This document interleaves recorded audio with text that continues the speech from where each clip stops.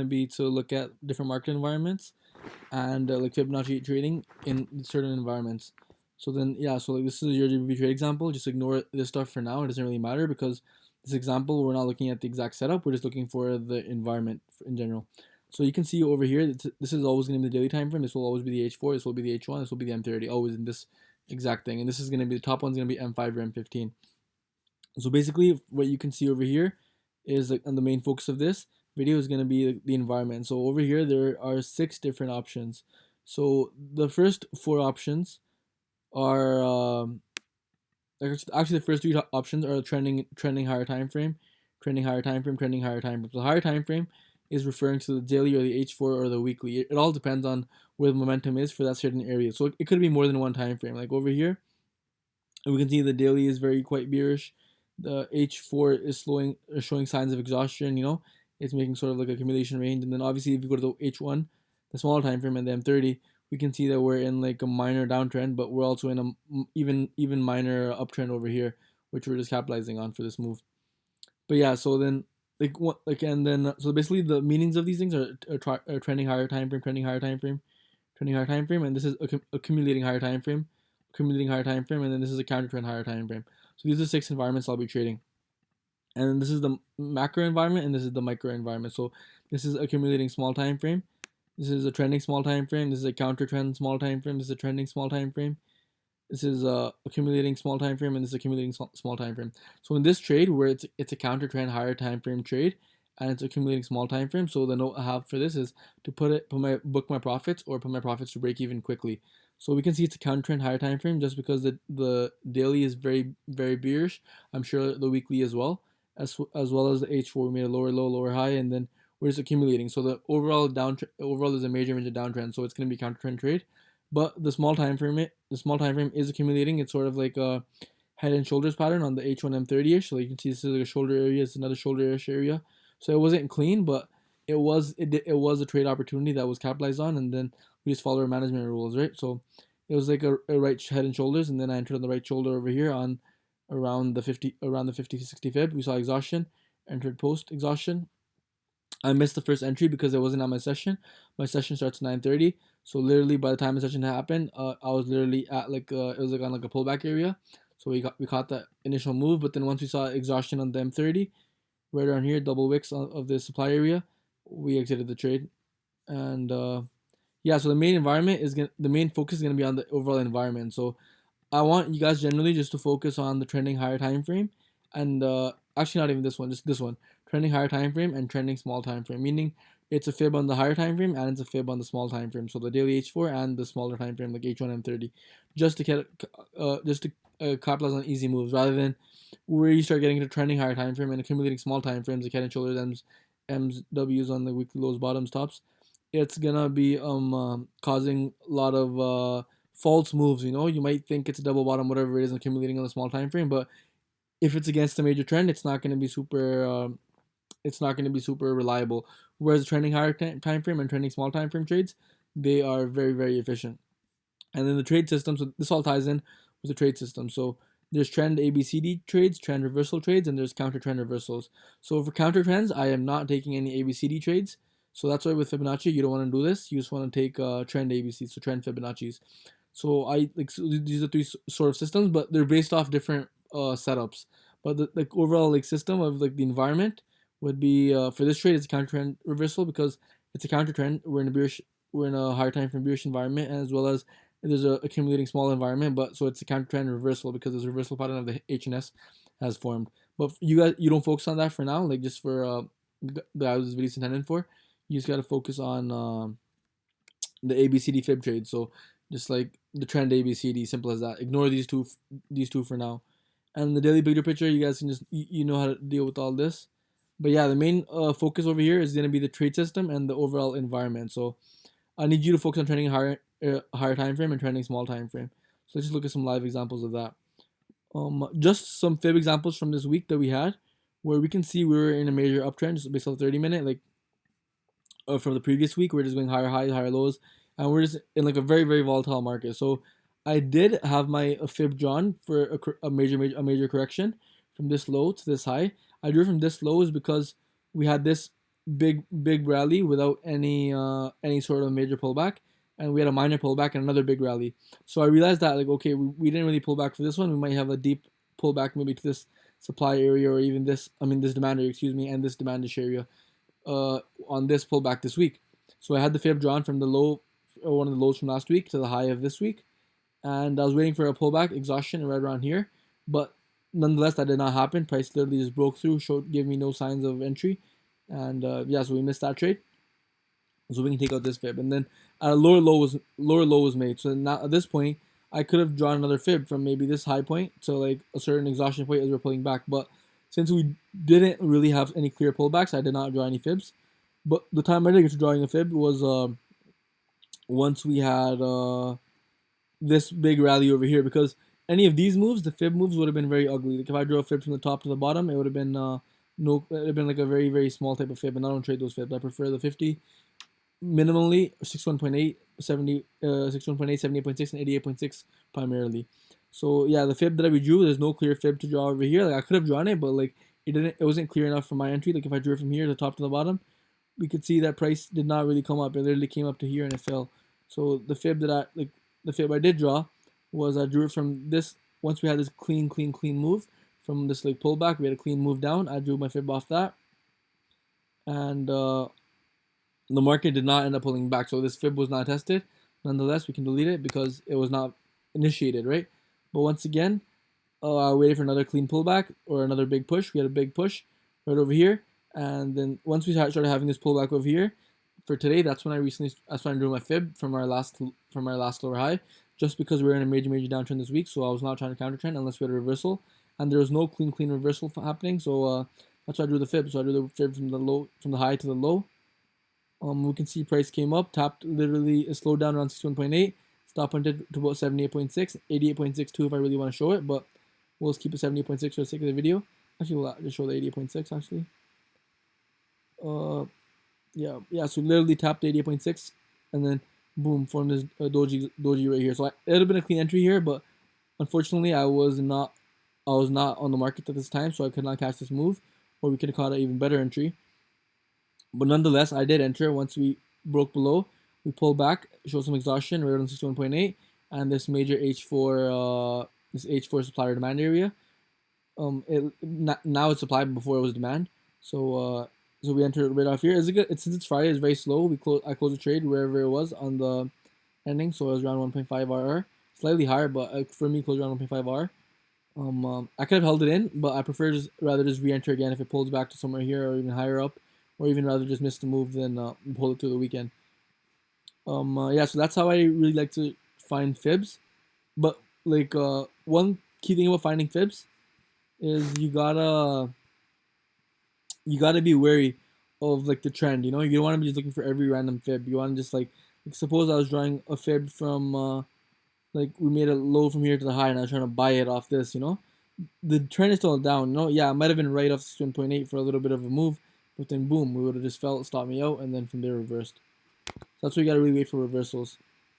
And into next week, I am expecting a reversal for GBP, JPY, maybe some pullback into here, or maybe into the lows, test the lows of the week, and even maybe break below, make a head and shoulder type of pattern, like make a low over here, shoulder over here, and fly up. But let's see what happens. But for now, anywhere around here is a good buy area once we have some entry confluence. But yeah, like, so those are the fibs on the H1 or M30ish. So we can also draw fibs from the higher time frame, and it depends on the market environment as well. Because when markets are trending really much, there won't be many fibs. But when they're not trending much, when in consolidation areas, the fibs will be very clean on the higher time frame. So we can just see an example over here. So we can see the market basically was in a big bull run over here, So then we'll try to see if we could caught any of these bull runs. So then we had this push above to the new highs, made a higher high. So we from the bottom make it to the top.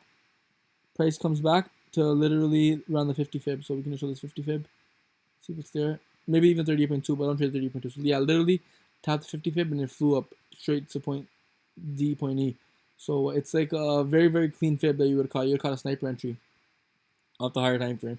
But once we're in like major trending environments like that, there's not going to be as clean fibs because it's going to be maybe like 23.6, something like that, right? So I don't really trade that fib, so I would ignore this. That's why I prefer them on the smaller time frame, like the H1. But yeah, overall, just getting to environments.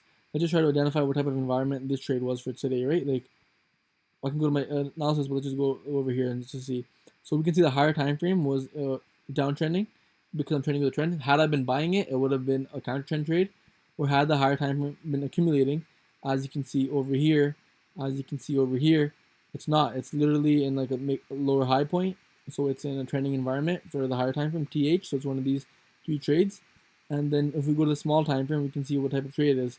I took it off, but there was literally just a fib over here. So it is a trending higher time frame, trending small time frame trade because it's trending on the higher time frame, as well as on the H1M30. It's literally a 78.6 rejection flowing down again with the trend. So it would be a trending higher time frame, trending small time frame trade. So basically, these type of trades are the ones you're looking for, rather than to counter trend this or so on. Just because it's easier for beginners to just capitalize on this strategy and then eventually expand your arsenal for different market environments once you get more used to it. So yeah, this is this previous trade and just looking at this overall environment and the trade system. So the trade system for this would be trend ABCD, as I prefer all of you guys to just do for now. Just focus on trend ABC. So let's just go look at more examples. Let's see if any other GBP pairs follow today's strat. So yeah, you can see GU, it was kind of different because I think gold was quite bullish. So that made US dollar weak. So then therefore GBP was quite bullish as well. But overall GBP was bullish, but then the US dollar was strong, so it did not have some major melt. Let's just go look at another. Let's just look at a random pair. Let's look at the first letter on the alphabet, K. Fuck it. Let's look at Kellogg's. This price action works in almost every single market. So let's just look at Kellogg's price action, just for the fucking sake of it. But let's just see. So we can see just for fibs only. We're not looking at any other setup. So we can see over here we made a we made some reverse head and shoulder pattern, made a higher high, and simple, like, you know, from the low to the high, price literally exhausted at the 50 fib, beautiful buy to point D, you know, you would catch a nice 1 to 5 ish short. So even if you entered off even at a midway point, have your stops right below the fib, right below the wicks. So yeah, you would easily catch a 1 to 5 trade easily. And that's just one way of looking at it. And let's look at another fib, you know, because we don't want to draw fibs from every single point. So we can see the prices pulling back over here. So at this point gives us, so where would we want to draw the fib for this pullback? We have to find the last point of major liquidity. So it wasn't over here because we had this push and then we had a pullback. It's not over here either because this is like a very minor pullback. It's more over here because this is when the last great push came from. The last bunch of bulls were really in the market, riding the market. So we can see came back, exhausted 61.8, stop hunted, and create anywhere over here would be perfect. Even right after this, perfect, clean to TP, rejection on 61.8 / 50 fib. So once again, we're looking for a pullback. This pullback isn't clean enough. This pullback isn't clean enough. There's really no clean fib trades over here. You know, the market becomes more consolidating, so therefore it's not even a trending higher time frame likely. So we gotta trade the right environments, you know. So we can see over here we're having a nice pullback. So this is the point where you would want to draw a fib. So we can see once even after this forms, where's this rejecting? So where was the last bull run? You can see it was from right here because over here we had this like pullback, so 50% move, 50% pullback. But over here we had a big move, and now we had no pullback that was greater than like 38.2. So once we have this major pullback, we draw our fib from the low to the high. And we can see price literally comes, exhaust right around the 61.850, but it stop hunts the 88.6 / 78.6 and closes above.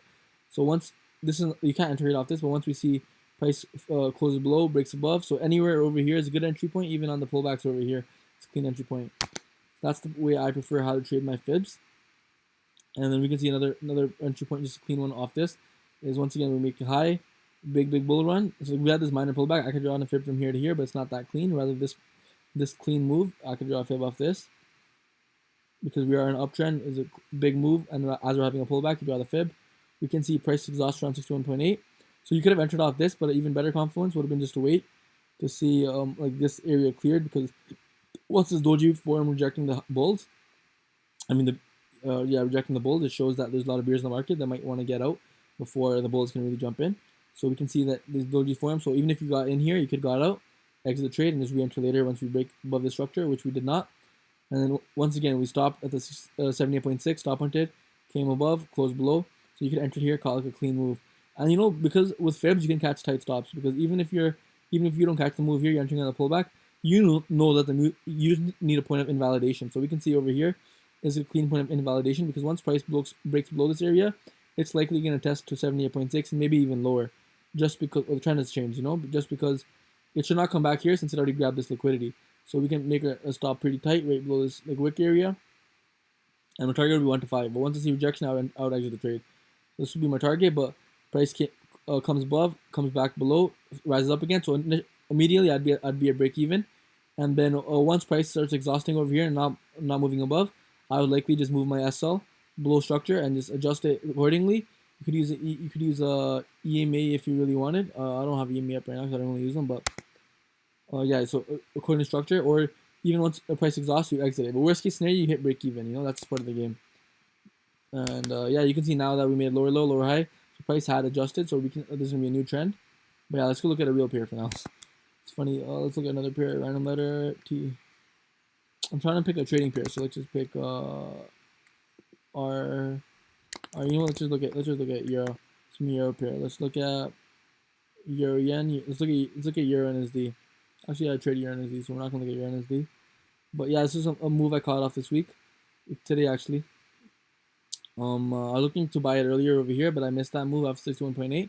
I basically had the fib drawn from this low to the weekly high, and we see price came back, exhausted around 50, came back down 61.8 and exhausted right over here. I was looking to enter, but I was waiting for some more rejection because this 1 hour was not clean, so I wanted to wait for another pullback, maybe back to the lows, but it did not do that. It literally went up, came back for a little pullback, and I missed the move, and it just went up. But once again, today it came back to this demand area, and which is also lying to 61.8. So once price rejected here, I missed the initial entry. Price came up, pulled back, and that's when I entered on the pullback. Post exhaustion, I entered, and then yeah, I closed my move right around here because I saw this exhaustion. But yeah, I closed it closed bullish into like maybe 2.5 RR around that. Yeah, 2.7 R. So I could have held it over the weekend, but I prefer not to. So I just closed it at around 1.15 R. But let's just look at more examples of this. So we can see another way I drew a fib off this was, so we're in a downtrend over here. So we're in a downtrend, and we're making this pullback, right? So I missed this move. So then if I really wanted off this, once we're pulling back over here, I know we got to draw a fib since we're in a downtrend. So this is our last major push. So draw the fib off of this. And we can see price literally comes to the 78.6, exhausts, and boom. Beautiful entries anywhere around over here. After this engulf, before this engulf, after these dojis, on this pullback. Beautiful entries right over there with the trend, and then you could just ride it all the way down. But nonetheless, I did miss that move, so I had my second fib drawn. So once this move happened, I realized it's like a big bearish push. We may have one more push. So I had the fib drawn from the top to the bottom, and price literally just flew up straight to the 88.6, no exhaustion before that. That's why I left it on, and then we see that you would have caught like a decent move, but then once you saw price was failing to just continue through with it, that the trend has likely changed. So that's what was given. Trend did change. It broke the highs, and that's why I reversed my fibs. And so instead of trading trend below, trend changed. So I started using fibs for the bulls. So then I drew the fib from the previous low to the high, like the last low of the bull run, not just the lows of the week or something. So the lows of the run came back, tested the 61.8, and then that's why I caught this move. So just look at let's just look at the environment for this. So the environment for this trade, we can see off the H4, it is a trending higher time frame because we made a lower low, lower high, higher high. My bad, excuse me. So higher higher, higher low, higher high, higher low, and once again we're making we're still at the lower high point. So it's either since we made an equal low slash equal low or slash a higher low, it's accumulation point because it's not necessarily a higher low point because this was a higher low point, right? But once we make an equal low and equal high, this is accumulating environment. So it's not necessarily a trending higher time frame, but we can consider it just because this price did not close at this area, literally rejected it. So it shows that we're literally potentially still bullish, just because for some clean rejection we might have formed like a double top or some sort of reversal pattern, which we did not. So this could be considered either or, but for simplicity's sake, I would consider this accumulating higher time frame, trending small time frame. Just because small time frame was the fib, and then the higher time frame is accumulating. It made an equal low, and now we're gonna see what happens. Once it breaks above this, it'll show if it's trending or if it's a reversal. And if we're selling it, it'll be a counter trend reversal, just because the trend is still bullish overall on the H4, and I'm sure the daily as well. Let's look at one last example. Let's look at a pair actually trade. Let's look at USD CAD. Fuck it. Let's see FXCM. So yeah, This is the one. This is the one I don't have my chart work on, just because I want to make chart simple so we can just see. So like overall, like we can I can go through my full top down analysis, but I'm not going to be doing that right now because this video is simply focused on fibs and market environment. So let's just look at the market environment. So we can see that the market has been in a downtrend over here. It's been an uptrend over here. This is like a very volatile uptrend. This is like mid volume-ish downtrend, like same as the mid volume-ish bull trend. So fibs work really well on higher time frame for this. For this, you gotta use fibs in the small time frame. So yeah, let's just see like some recent trades like over here. So we made a lower low, lower high. So let's see if there's any fibs at around this point that we could have caught. So it's not super clean, the price action. So I'm not gonna even look at it. Like I'm just gonna avoid that. Let's look at some other. Let's look at this bull run. So then catching fibs off this. So we can see that like after this, there's no clear price action. But once this high happens, you do have some sort of indication. Like before this, we're in a downtrend. So if you really wanted, before that, if we're selling, if the analysis is done, we'd be selling, right? We're in major downtrend. I have my fib drawn from the high, previous high to the low, and we can see price clearly rejected 78.6, made this beautiful doji. It's like sort of like a hammer type doji as well. So I would enter maybe right on the pullback. I have my stop right above the wick, and I would try to catch 1.5 risk reward. So like 1.5 risk reward would have been around here around this demand area, but you can see price formed like some double doji exhaustion, triple doji exhaustion, actually broke below, came back up. So then at this point, like after these dojis, I would just exit simply and simply re-enter if I need be on a pullback, or if it breaks through and it pulls back again, I'll enter again. But so yeah, I would simply close the trade at 2.5R within like a couple hours as well. So yeah, that'd be a clean trade idea of 78.6. So it would be with the trend, but it would be obviously you have to adapt to the markets because the trend changed, you know. So once the trend did change, once suppose we did get hit a break even or we closed the trade, then now once we made it a higher high, I realized that okay, this was based off another doji with a trend. Since the trend changed, and they didn't fail to realize it because I was selling it previously. So over here we can see 61.8 was respected. Price flew up. So once again, I draw a fib from here. No major pullback. No major pullback. So yeah, finally we have some clean pullback over here. So once we have this pullback, I'll be drawing my fib from the last bullish run. So I could have drawn it from here, but we can see this pullback is not really major. It's literally still a continuation of this. I can't draw from here because this was like a nice pullback, double pullback. Over here is like some minor pullback. So this was like the major push because this is part of the push because this was just sort of consolidation and continuation. This consolidation is like sort of like it's a bigger consolidation, so I wouldn't draw it from the bottom just because this is a consolidation area in itself. This is like above the highs. So this consolidation is part of this push. This consolidation is not part of this push because this push is part of this whole consolidation. And so yeah, we can see we drop the wick from the low to the high. Price comes to 61.8. It exhausts first to the 50 fib, but then after that it breaks below, exhausts 61.8, closes above, pulls back. The perfect entry would have been right off this, or even if you entered a little bit off this with your stops below, you could have re-entered once you got stop hunted. If not, you could even re-enter after this bullish candle, close back above range, entered anywhere from any of these two candles, and you could have ordered out 1-5 risk reward, and that would have been like stops below the wicks.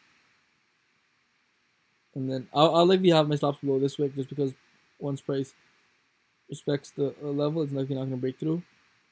And then yeah, just let it run 1-5. And it literally, even if my TP was, even if my SL was wider, let's just say my SL was like for someone's trying to be conservative, they have their SL below like, all the structure, and they wanted to catch like 1-5, so then their TP is way up there, you know. What I've noticed is once we're at like once price comes to this high, it fails to break through twice, 3 times. And then once price goes above and then shows rejection again, that's a clean area to close. And so any of these points would be clean areas to close just based off this wick rejection. Just because I'd expect price to pull back a little bit and go back up again like it did, but I would expect it to come even lower. Where I'd simply resize up. So I'd rather just close my position at like 1 to 2 RR, 1 to 2.5 RR, 1 to 3 RR, rather than just bring it back to break even. But it'd be a break even for sure. Another way to look at fib, so we can see we're in uptrend, and then once again, if you closed it, you can see draw another fib from this last bull run. Price came to 61.8, enter again off this, right? Like exhaustion over here, you got a clean entry. You'd probably catch a clean trade. Like even though it's not that much price action, you don't need that much to catch your 1-5 risk reward because you can have your stops tight. Since the PA is tight, the trend is with you. So yeah, stops maybe right below structure. And yeah, it went nearly to 1.4, even if you have your TP at 1-5. Once price forms doji, you close, you know, you close it right over here. Once price forms doji. Worst case scenario, Once it's up, you put your stops for break even and let it hit you out, in front of the game. And once price fails to break this high 3 times, makes it a sort of head and shoulders pattern, breaks below, comes back up. This is where I would draw my fib again. For now, the trend has changed. So maybe you might not be confirmed that the trend has changed since this low is not cleared. But once this low is cleared, you can see now the trend has definitely changed. So once prices change trend, it's pulling up. You can just draw your fib from the top to the bottom and try to catch a move off that. So we can see literally rejection of 78.6, engulf off that, pullbacks, entries over here, but it's not that clean for me. I'd rather wait for another pullback and enter off that, which did not happen, so I'd rather miss that move.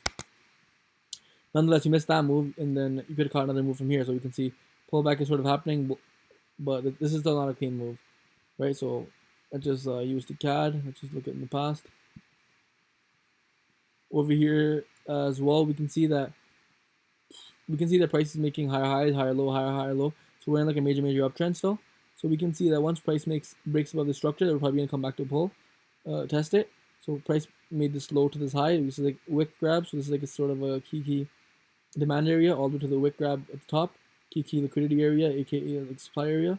So we draw the fib. We see price comes down. We're looking for some major exhaustion. 61.8, 50 fib barely got rejected. Literally one candle and it broke right through. 61.8 literally broke right through, and price was willing to reject it. So this is not a clean entry. But once price literally tapped 78.6, it formed wicks on it, literally rejecting the level. So this would be a key point to buy anywhere after these wicks, especially this doji right here. So even after this Morningstar form, you could have entered, but let's just say you entered after this doji, or you could even enter it on the pullback over here. So let's just say an average price of there, put your stop loss right below structure, and then you could roll the trade out to 1 to 5-ish to work. You can hold it out even longer sometimes, like put trailer stops with your EMA, but I prefer to just close at 1 to 5 and re-enter and reanalyze and catch the next train. You ain't gotta ride every bus. Just next bus hauls around the corner, the next train's around the corner. So yeah, just wait for that. And yeah, so literally I would have probably closed it even earlier, right around here, just based off this exhaustion. Like, because I'm monitoring my trades usually every couple hours. So then once I see this exhaustion happen, yeah, this is right during my timing that I check as well, 2 p.m. Eastern. So then yeah, once I see this exhaustion, I'm closing the trade. And yeah, that's maybe at like around 1 to 3 RR. And I'll simply re-enter on a pullback. So it pulls back, maybe around London, and then yeah, around London the trade idea has changed, but at least I'm out of the trade. It's one good trade. So yeah, that's how I trade fibs. And yeah, let me know if you guys have any questions. The market environment is very crucial, because if the environment is like counter trending and you're doing fibs, you're gonna get raped. So this is uptrend. So for an example, suppose I'm in an uptrend, I keep on trying to get the fib. So I see this made a lower low. I suspect it to be a lower low. I draw the fib from here. And now price comes up. I see it's pulling up. Oh, I see exhaustion in the wicks over here around 88.6. I enter over here. I sell it. I might have been a little bit profit. Then I get stopped out. I might enter again. A little profit. Stopped out. Just because the market isn't a major trend, or it's accumulating. It's not ready for this type of environment. The trending is bullish, so I can only use fibs for the bull side. So that's why you got to be very key of the overall environment. And y'all got to focus just specifically on trend ABCD right now, just because the reversal and counter trend reversals are more advanced for advanced traders who can adapt to the market when the momentum switches. But for you, I'd rather avoid those type of trades and just focus on the momentum continuations. So if there's no clean momentum continuation, stay out. And like the main environment I would focus on for you guys was be trending higher time frame, trending small time frame, and then maybe trending higher time frame and accumulating small time frame HNS MWs on the small time frame, just for entry confirmations, not for overall trade confluence. And then yeah, just focus and avoid these for now, because this is more useful for counter trend trades. And same thing with this as well. The counter trend small time frame, you want to really avoid the counter trend, unless like you're like you know what you're doing for like you haven't tested, right? But for now, stick to what works and just repeat that in and out, bread and butter. All right, thanks for listening. Let me know if you guys have any questions.